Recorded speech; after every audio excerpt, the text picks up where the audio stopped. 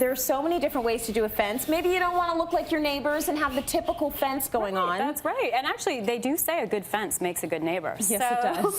So why not learn how to build them? Now, I just have to give you a disclaimer that before you build a fence, you do have to check with your local bylaws because there are regulations for height. And also you should, if you're going to be digging for your posts, you should have all of your utilities marked so that you don't, you know, kill yourself. Yeah, no, you do. This is the work that needs to be done.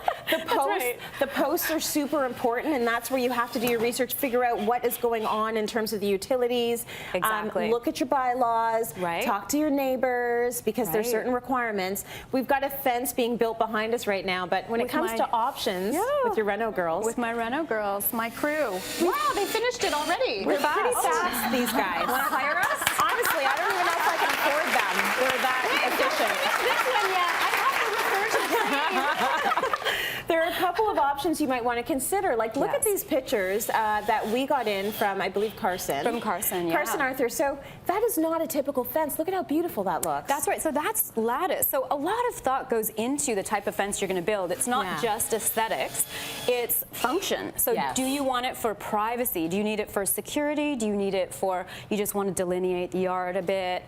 Do you need ventilation? A lot of plants do need ventilation. So I actually have my fence is tight together. The boards are tight. I have a fortress in my backyard. I love it. But in fact, you know, a lot of the plants in the ground are not getting their adequate ventilation. So you should look into its function, not just the look when building a fence. And think about this fence as an example. I mean, this is absolutely beautiful. I adore this. So a lot of the modern fences are horizontal. And actually what's happening right now, my beautiful crew is finishing off our horizontal piece. So one of the things you want to think about when you're doing a horizontal fence is that you've got a frame. So we have a four-piece frame around here that we're going to be screwing the boards onto. And that's because you're going to need a little bit of extra support there down the middle.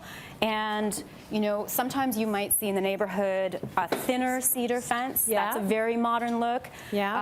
When you're building it, you can actually use spacers like this as well if you want to add space in between. So you would, if I gave this to Sharon, she'd put that under there. Leanne would have one on that side, and that way you can determine how much space you want in between if you need. It's better than your finger that you were just using. Your finger.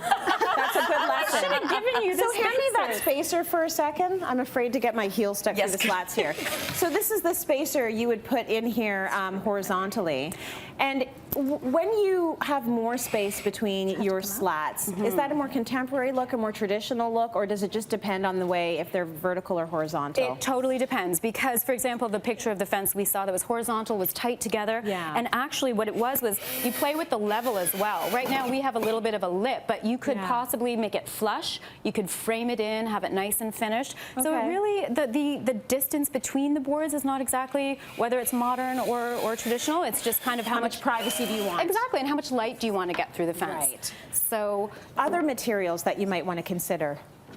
So there's that's a great idea as well. This is a panel of bamboo that when you've got this square panel, you could actually put that across and frame it in to hold it in place. It's a beautiful effect. So there's lots of materials you can use with the fence. You can use the wood. We're using pressure treated wood, which is actually, it's incredible because pressure treated wood used to be green. I don't know if you, so we were talking about that off the top of the show. So it's nice, it's come a long way. Now you can get it looking like cedar. You can barely tell the difference. So this is the pressure treated versus the cedar. Yeah, it's exactly the same color. I love to use the cedar. Cedar is naturally insect and rot resistant. So it's a beautiful material to use. It smells so good when you're cutting it. It smells good, it looks good, but it takes some maintenance. So the folks in my neighborhood that have done cedar, the first year I'm like, I'm so jealous. And then the second year I'm like, I'm less jealous. Why, did it turn gray? Yes. Okay, so you can seal it. It will turn gray, and if that's not a look that you love, because that driftwoody look is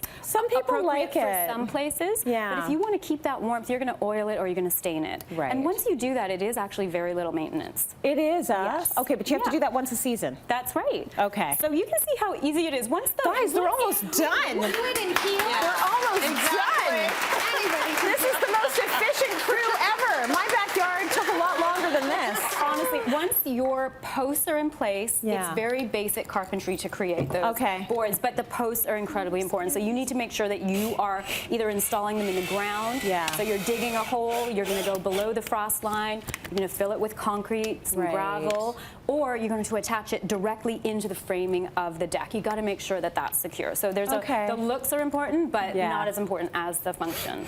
Is there any wood that you just want to stay away from completely if you're dealing with a fence? If you're using something like a pine that's untreated, if you paint it, it's probably going to peel eventually, so it's not as long term. But they make composite woods now as well. There's woods that, like, it's wood and resin. There's also vinyl. But honestly, if you take care of a cedar fence, it's going to last you a long time. Good for life. Yeah, that's right. Just give it a little maintenance and get a crew like this. Your job will be done really quickly.